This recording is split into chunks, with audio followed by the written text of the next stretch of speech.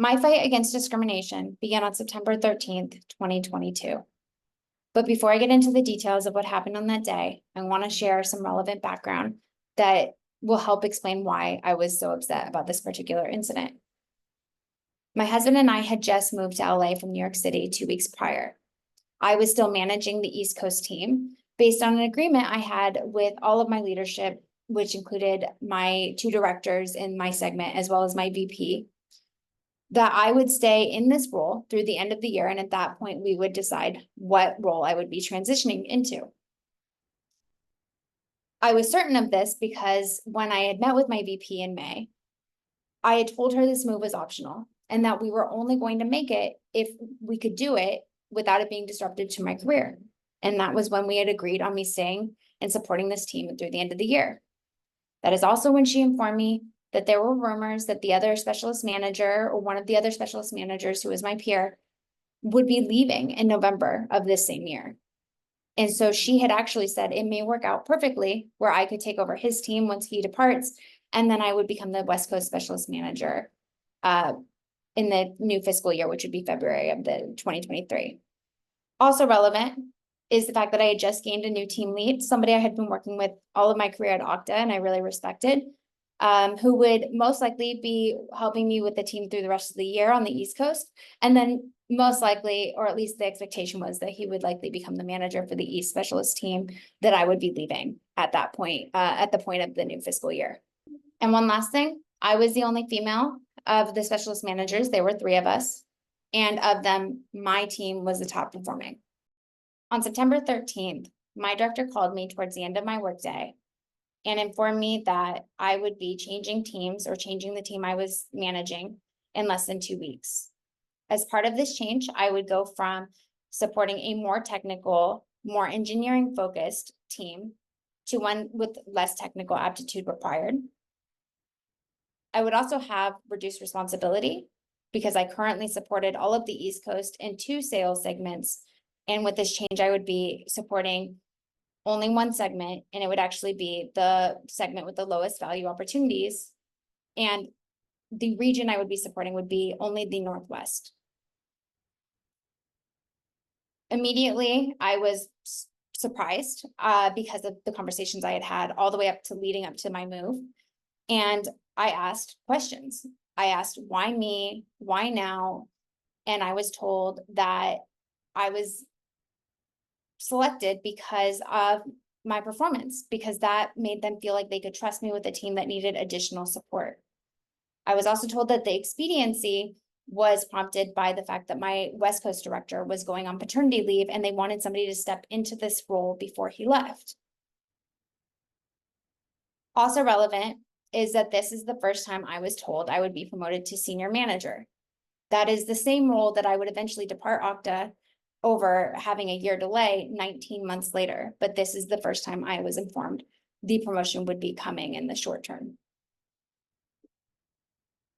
Between the day of the call and the end of the week, the day of this call was on a Tuesday, and the end of the week, I would have 2 more calls with both the West Coast director and the East Coast director who had informed me of the change.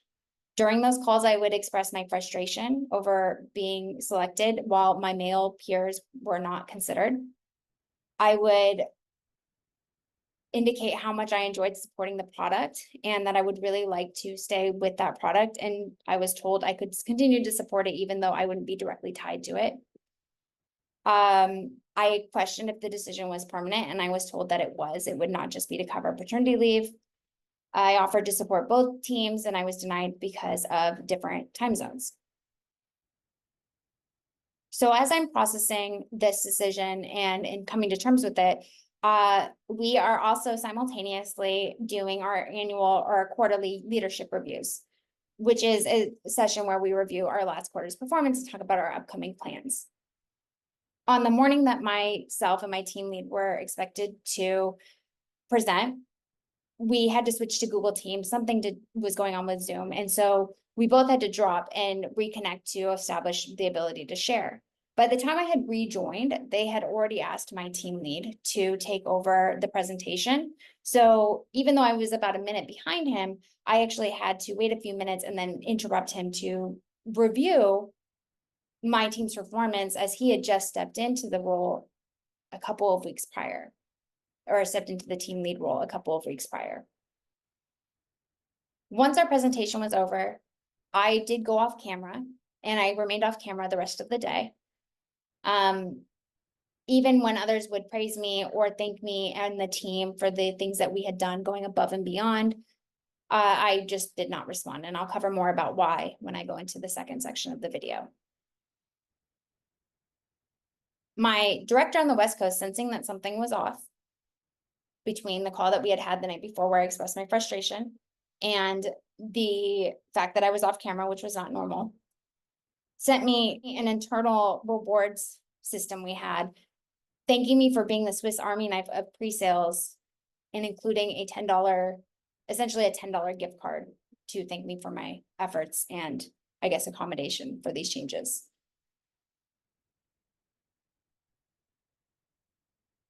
On Sunday evening, I wrote a final email to my directors and my VP asking them to reconsider. The email opened with me saying, I'm sending this as a final request for you to consider postponing my team transfer until fiscal year 24. I expressed my frustration with this sudden change, stating that I could have and would have delayed the move.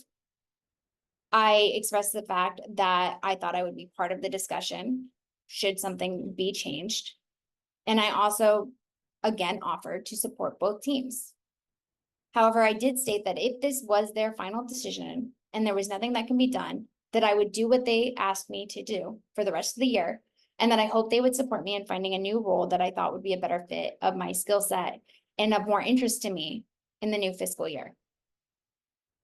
I also reviewed my team's performance, the concerns about a mid-year disruption, specifically that being split up in the middle could lead to confusion, frustration, and uncertainty at what I felt was a critical time.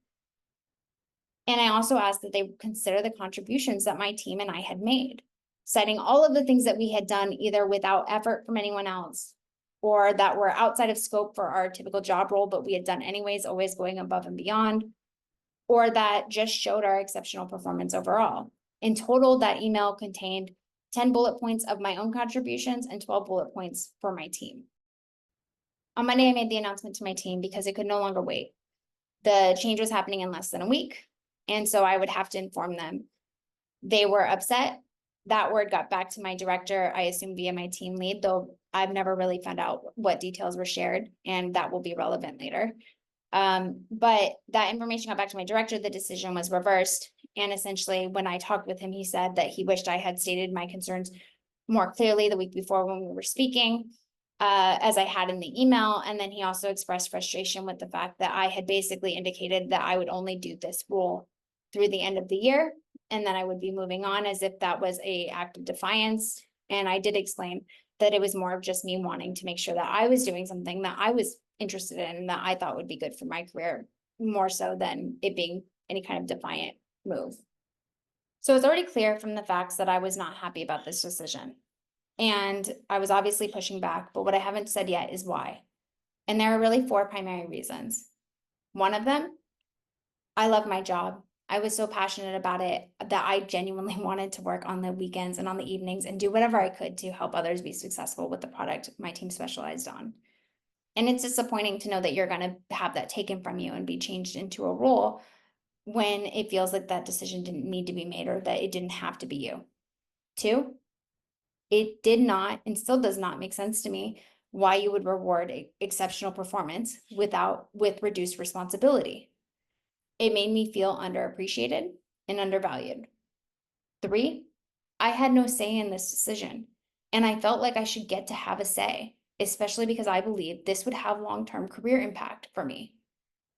And 4, if I'm being honest, it felt like maybe implicit bias was at play with my selection. Why was I the only female and the top performer, and I was being forced to make a change to cover somebody's paternity leave while my male peers were not even considered?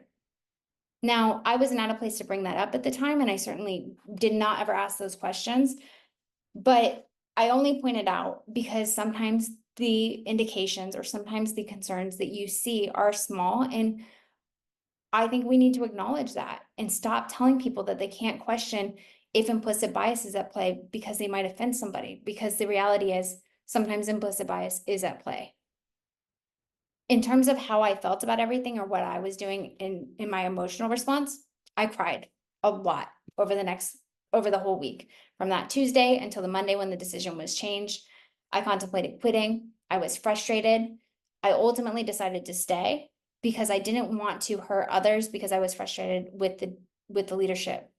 And that'll be a theme pretty much throughout all of these.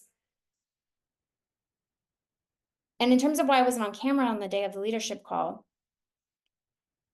that too, I was crying every time somebody would mention the work that my team had done and how we had gone above and beyond and how they appreciated the efforts. I would cry again and again and again because all I could think of every time they did it was that it was all for nothing. What did it matter? I had done such a great job and it meant nothing because I was being changed into a role I didn't want to go into without a say.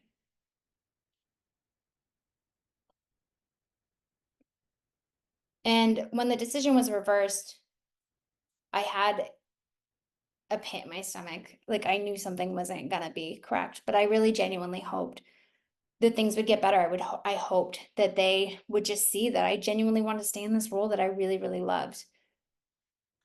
But of course, it's not gonna happen. I wouldn't be making this series if it did. And so what I'll say is follow along. And if you don't see the pattern yet, I don't blame you. But I hope you'll keep listening so you can see it as it develops.